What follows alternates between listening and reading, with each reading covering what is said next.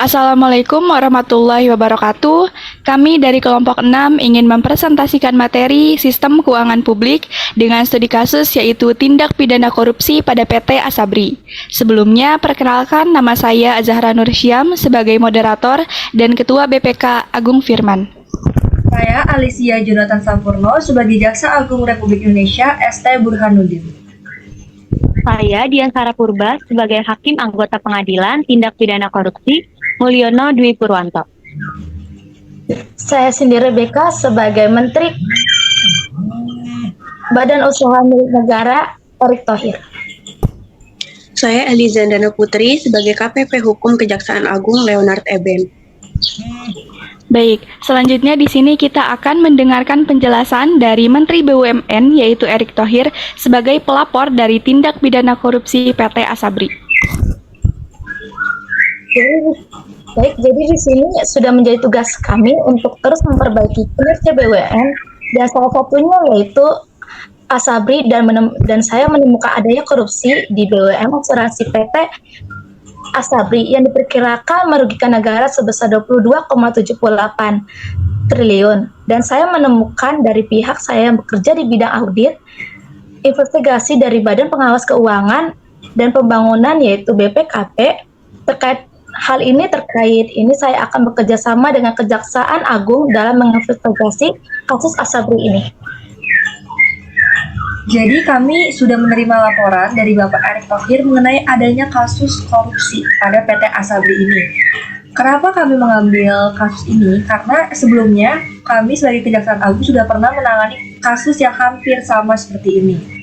Kami sudah mendapatkan hasil investigasi dari BPKP, diperkirakan kerugiannya mencapai 17 triliun. Nah, di sini memang ada sedikit pergeseran nilai kerugian negara dalam kasus ini dari perhitungan awal Kejaksaan Agung. Namun, lembaga yang berwenang menghitung keuangan negara itu adalah BPK sendiri. Jadi, perhitungan yang benar dan dapat dipertanggungjawabkan adalah hasil audit dari BPK. Baik, jadi saya sendiri sudah mendengar kabar tersebut. Sebenarnya BPK sendiri sudah menginvestigasi dan menghitung kerugian negara dari kasus korupsi keuangan dan investasi PT Asabri tahun 2012 sampai 2019, di mana ternyata kerugian tersebut senilai 22,78 triliun. Nah, kami yaitu BPK telah menyerahkan laporan hasil pemeriksaan investigatif tentang perhitungan kerugian negara atas pengelolaan keuangan dan dana investasi pada PT Asabri periode tahun 2012 sampai 2019 kepada Kejaksaan Agung Republik Indonesia. Nah, jadi Bapak Ibu sekalian, pemeriksaan ini itu bagian dari bentuk dukungan BPK dalam pemberantasan tindak pidana korupsi yang ditangani oleh Kejaksaan Agung, di mana pemeriksaan ini dilaksanakan untuk menindaklanjuti kerugian negara akibat tindak pidana korupsi yang dilakukan oleh PT Asabri. Dari 10 orang yang diperiksa sebagai saksi pada hari ini, 6 diantaranya ditetapkan sebagai tersangka dalam perkara tersebut.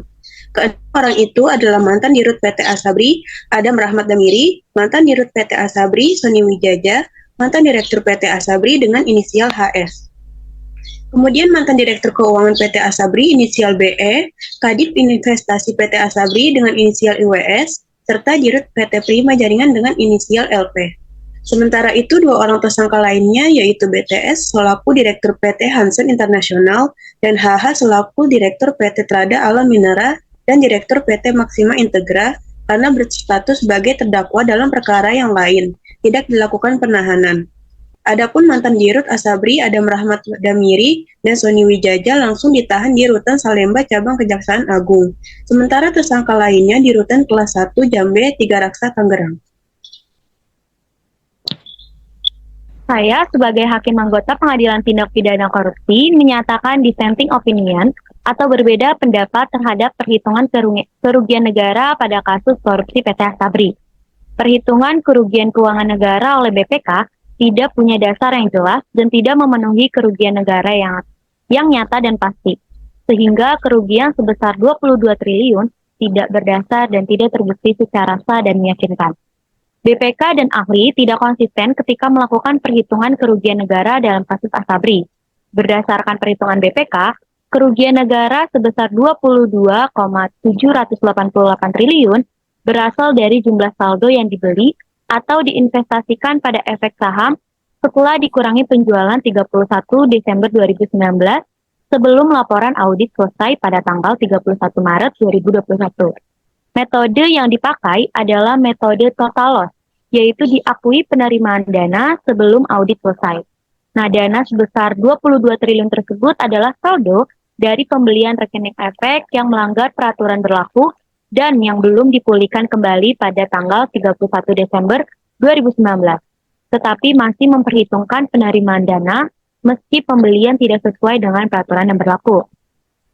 Reksadana, surat, dan saham-saham masih ada dan menjadi milik PT Asabri yang memiliki nilai atau harga, tetapi tidak diperhitungkan oleh auditor atau ahli yang dihadirkan di persidangan, sehingga tidak konsisten dengan penerimaan atas likuidasi saham setelah tanggal 31 Desember 2019, bahkan sampai audit pemeriksaan pada tanggal 31 Maret 2021.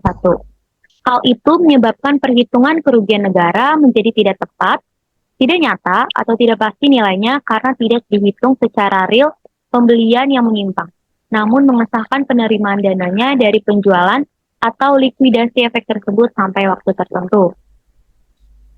Jadi, kesimpulannya adalah dua mantan direktur utama PT Asabri, yaitu Meijen Tun Adam Rahmat Damiri dan Sony Wijaja, divonis 20 tahun penjara dan denda 750 juta, subsidi 6 bulan kurungan.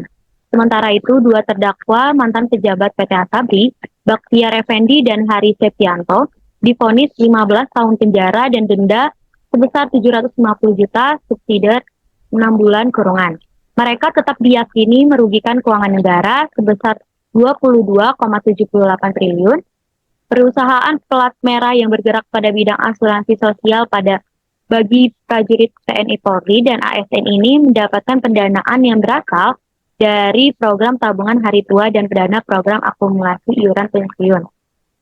Mereka terbukti melanggar pasal 3 JO pasal 18 Undang-Undang Nomor 31 Tahun 1999 tentang pemberantasan tindak pidana korupsi sebagaimana telah diubah dengan Undang-Undang Nomor 20 Tahun 2001 tentang perubahan atas Undang-Undang Nomor 31 Tahun 1999 tentang pemberantasan tindak pidana korupsi JO pasal 55 ayat 1 ke 1 KUHP pidana.